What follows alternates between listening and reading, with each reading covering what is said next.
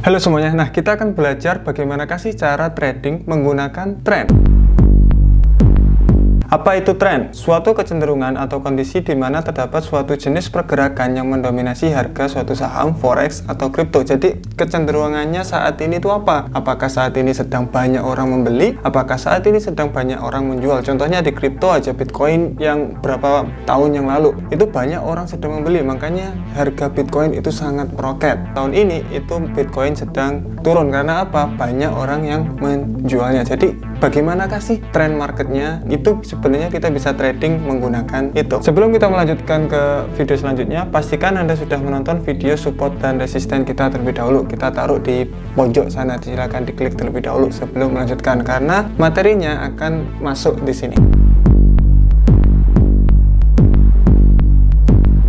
Oke, pertama, cara trading menggunakan tren itu sebenarnya ada dua. Itu simple banget. Yang pertama adalah follow trend. Ketika trennya itu naik, ya kita buy. Ketika trennya itu turun, ya kita sell. Itu namanya follow trend. Yang kedua, ada namanya counter trend. Maksudnya apa? Ketika dia naik, kita itu sell. Ketika dia turun, kita itu buy. Mana yang lebih untung? Kita bakalan bahas satu persatu di chart. Kita contohkan sekarang di Gold XAU USD. XAU USD di sini kalian bisa lihat ada pergerakan support dan resisten di area sini. Kita tarik lagi.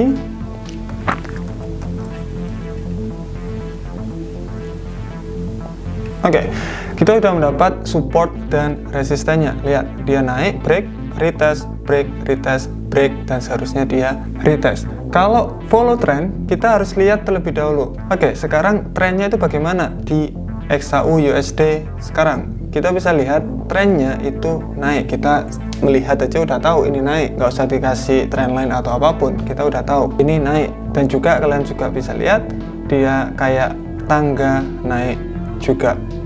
Jadi trennya sedang naik. Kalau follow trend berarti kita menunggu area retestnya untuk buy. Contohnya bagaimana, Mas? Contohnya kalian bisa lihat di sini ketika dia break, oke, retest ke area support sebelumnya atau resisten sebelumnya, itu kita bisa buy di sini. Oke, break, retest, kita bisa buy di sini. Kemudian break, retest, kita bisa buy di sini.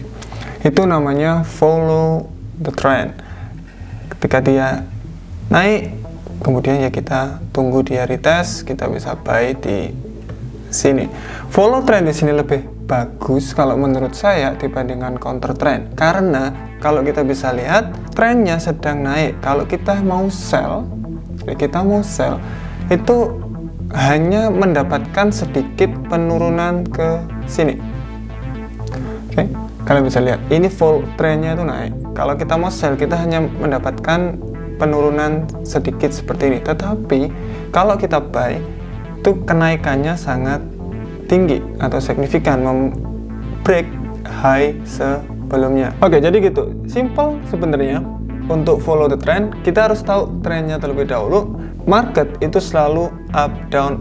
Ingat, saya selalu bilang market itu selalu up down. Ketika dia break ke area resistennya, ya tunggu aja dia retest supaya kita bisa mendapatkan risk and reward ratio yang bagus. Maksudnya apa? Stop loss-nya biar kecil, TP-nya biar gede. Lihat, kalau stop loss-nya segini, TP-nya sebesar ini. Jadi enak sebenarnya kalau follow the trend. Nah, tapi kapankah sih kita bisa counter trend untuk yang seperti ini? Kita bisa counter trend menggunakan cara ini. Nah, kita harus tarik area trennya. Kita bisa counter trend ketika dia trend line-nya sudah mentok terakhir, kemudian kalian bisa sell di situ. Kalau sekarang lagi bullish ya jangan diapa-apain. Tetapi kalau mentok bullishnya itu selesai, kita bisa sell. Gimana cara menentukan untuk mentok sell-nya? Simple sebenarnya. Kita bisa lihat sekarang dia sudah break area support yang di sini, resisten menjadi support. Kemudian dia kembali ke area resistennya. Apakah ini mentok di sini kemudian dia turun? No, tidak pasti seperti itu. Biasanya ya juga dia melanjutkan trennya, yaitu break area sini, break area resistennya. Itu biasanya seperti itu. Tetapi kapan kita bisa sell?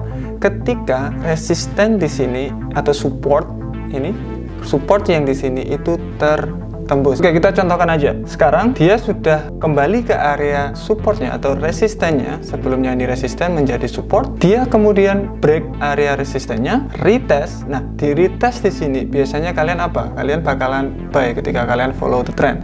Tetapi saat ini trennya kenapa?